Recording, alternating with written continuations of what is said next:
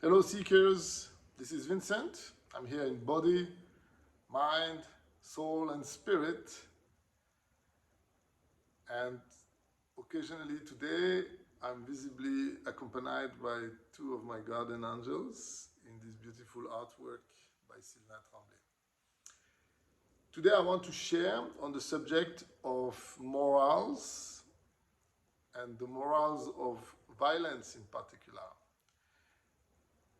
Does morals justify violence? And is there even any valid argument to justify morals itself? Is moral anything else than the justification of violence, either physical violence or more subtle form of violence, repression of individuality, repression of freedom? So, for example, sometimes morals can be used to justify physical violence in action, killing or injuring living beings, in particular human beings. Or it can be sometimes justified to prevent human beings from responding or expressing themselves in the realm of thoughts and communication. I would love to hear you if you have valid arguments, or if you want to exchange simply on this subject. You can make comments below or contact me directly. I'll be glad to have discussions. I want to use a few examples in practical life with the current and recent events in Israel, in Ukraine, that are making a lot of people express very diverse opinions and sometimes making case for violence. But there are also many other conflicts which nobody is talking about. In Yemen, in Armenia, to a certain extent in Kashmir, there are still violence perpetrated currently in Afghanistan, in Iran, in Iraq, in Syria, in Gabon, in Mali, and in many other places. So, and sometimes the violence is just perpetrated without any explanation or justification other than because I can or because I want this or that. But more and more people are deploying huge efforts, communication efforts and propaganda to try and justify that their violence is good, that it's done without hate, only in the pursuit of an ulterior desirable outcome, which is good. And of course, I would like to try and debunk that to a certain extent. Personally, I see violence justification are always based either on incorrect facts or on flawed logic or on mistaken calculations, extrapolations, incorrect speculations. And therefore, those behaviors that are violent, I see them as mistaken in the best case or insane, because often also you will see that the perpetrators of violence don't even follow in any way any coherence with their own stated facts, logic, or calculations. And that, for me, is the definition of insanity. It's not whether you follow other people's logic or not. I don't see that as insane. What I see as insane is when you don't follow your own stated logic without lying, without even lying. Of course, if you lie, it's a different thing. You are actually following a different logic. So let's go into some practical examples. I will start with the example of 9/11, 2001, the known events, because there is less emotion today, 20 some odd years later. So the facts now, almost everybody agrees that just a handful of determined and conspiring individuals succeeded in performing a very spectacular terrorist act that resulted in the immediate death of, or the quick death of a bit less than 2,000 people at the time. And then, as a retaliation to that attack on their soil, the US government first deployed a whole battery of rules, regulations, and constraining orders throughout the world to almost the entire world population to restrict movement, transport, financial movement also, to the entire world population essentially for many years. They also passed new laws and regulations to allow themselves to perform acts which were illegal before, violent acts. And they invaded Afghanistan, they invaded Iraq, and they performed multiple stealth operations throughout the world on the basis of that for the past 20 odd years. And we see the result. The result is not improved security for the US. The result is not improved peace in the world, or not even in the US. The result is, yes, they managed to destroy the Al-Qaeda group that they felt, or they said, or was responsible for the attacks, but it favored the emergence of another group in its place, the ISIS, that was apparently bigger, stronger, and even more gruesome than the predecessor. So it seems that there are very few people today in the world to argue that the response to 9/11 by the US government has been fruitful or productive or good, even in morals. So let's fast forward now to a very similar situation, in fact. The successful terrorist raid by Hamas in Israel. And they killed, in a very gruesome way, almost 2,000 people, also in a single day. And the Israeli government is busy doing its retaliation with a very, very similar approach to the approach of the US government in 2001, 2, 3, and so on. Basically, we will eradicate the group that did this, and we will punish and eradicate whoever else we feel is connected for the ulterior good. And a lot of moral arguments have come on top of that. We can also look at the Russian-Ukraine situation.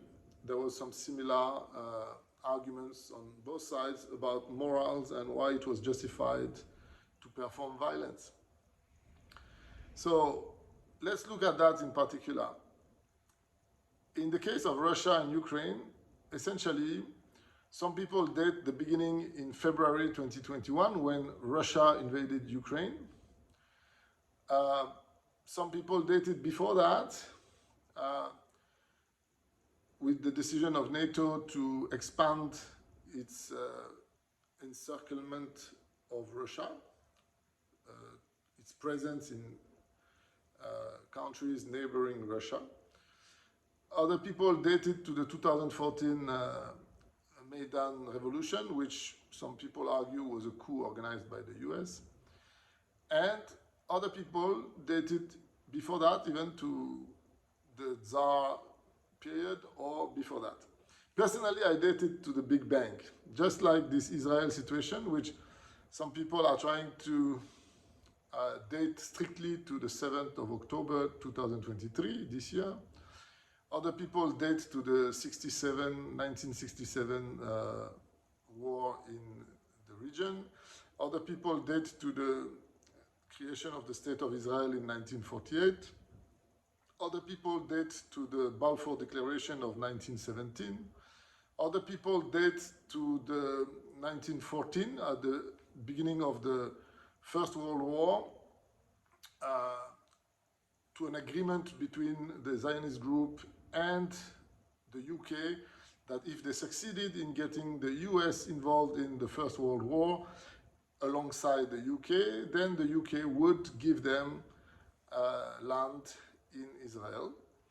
Other people dated well before that, and other people dated hundreds of years, thousands of years before that. Personally, I date this back to the Big Bang as well. So let's go into the subject of the morals. The current argument of Israel, for example, is that it's acceptable to bomb Gaza and to kill thousands of civilians, including children, because of the gruesomeness and the intentionality of killing civilians by Hamas that justify the destroying of Hamas at any cost, including if it means killing God knows how many civilians for each Hamas fighter successfully killed. The question is, when do you stop? At what point do you consider that you have successfully destroyed a group that is not defined? There is nowhere a list of the Hamas fighters. It's not an organized group. Therefore, it's an open-ended task, just like the war on terror by the US government was an open-ended, very vague mandate with very vague objectives, and basically it was the forever war that was forever justified to forever engage in whatever action one deemed necessary or useful or desirable or pleasant. And today we are in a similar situation. It's extremely questionable, even rationally, even in their own logic. It's extremely questionable to know whenever the mission by the Israel army will be achieved, if at all, because nobody will have a clear assessment of when Hamas has been destroyed or not. On the other hand, what seems very clear is that there is less and less possibility for the Palestinians to continue living on the territory of Israel and Palestine today, which is not also very clear. So, is one life worth another life? Today, everybody agrees, yes, one life is worth another life. So, in order to circumvent that and allow oneself to kill more people, there's a new concept of there are some deaths which are worth more than other deaths. For example, the death of a tortured kibbutz civilian is worth many deaths on the other side because they were not intentionally targeted and not tortured. This is a very subtle legal argument because the only argument I could potentially understand is if you say that somebody who is killed in his young age with more years left to live, arguably, which is never sure, may be considered as slightly less detrimental than somebody killed in his 90s, for example, or if he is already terminally ill with cancer or any sickness we don't know well how to cure these days. Even then, it's a very uncertain argument, but at least there is a little bit of arguable rationality in it. And therefore, we could hear an argument in that line. However, it's not made because there is also not enough scientific justification to determine what is the number of years remaining to live by any individual. We may reach that point at some point in the near future. That, by the way, that argument was not considered at all during COVID, when a death was accounted as a death, whether it was a 90-something-year-old cancer patient in a ward who died of COVID. It was counted the exact same as a 20-something-year-old who died from the effect of the vaccine, for example, or even from COVID, but there were hardly any who died from COVID. So this is a new territory of moral argument. But basically, once again, for me, there are actions and there are thoughts and communications. In the actions, I don't see really good and evil, personally. I see insanity, mistaken, and sane behavior. While on the thought and communication, I see correct or incorrect facts being expressed,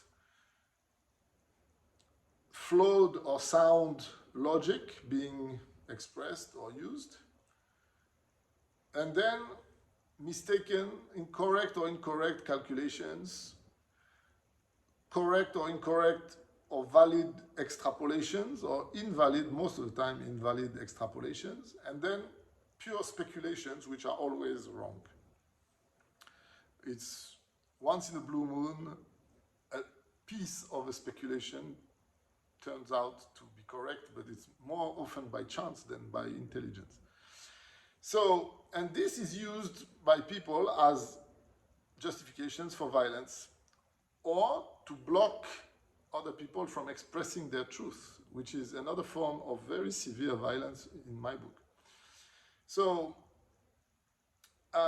today we see basically very intense violence on the ground, physical violence in action, but even more global, extremely intense violence in terms of repression of freedom of speech, repression, gaslighting of people's opinions, and extreme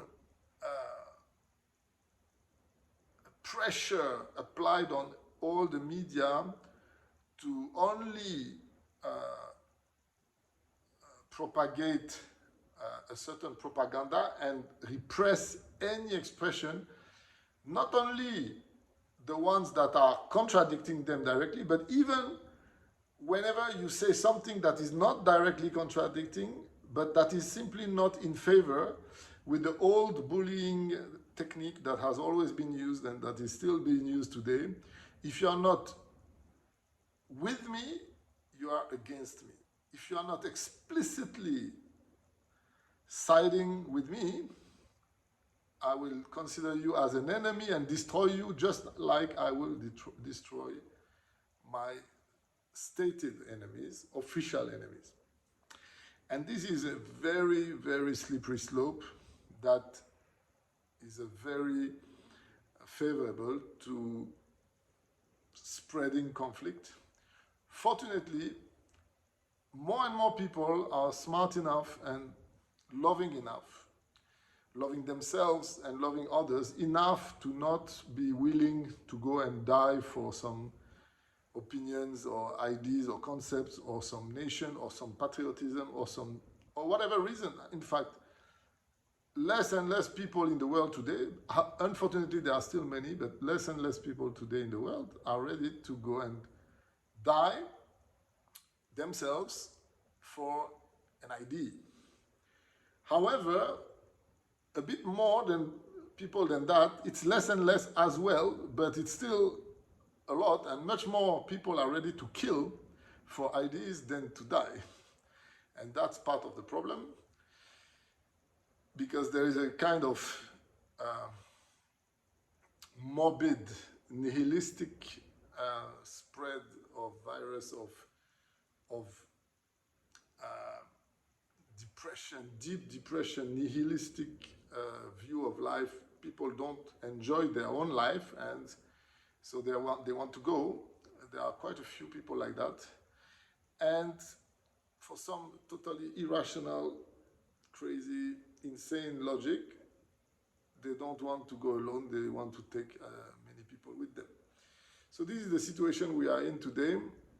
And basically, this video is to plead with the viewers who are not even into spirituality, but who are just into reason and logic. Please check the facts, test the logic of whatever is told to you, identify what is extrapolation, identify what is pure speculation, and don't fall for it. Don't fall for flawed facts, flawed logic, flawed speculation to justify any aggression, any violence. And also, of course, try to remain sane and loving. Love yourself, love thy neighbor. The truth will set you free if you are very vigilant, observant, present, and loving. You will easily identify when people are manipulating or gaslighting you to justify violence for their own benefit, or sometimes not even for their own benefit, just to perform their nihilistic self-destruction, suicide. So look after your loved one, look after your sanity, look for the truth, and don't fall for it. That being said, there is a whole spiritual dimension to all this, which is also extremely interesting and very positive in the current circumstances. And I'm very glad to discuss and share with you.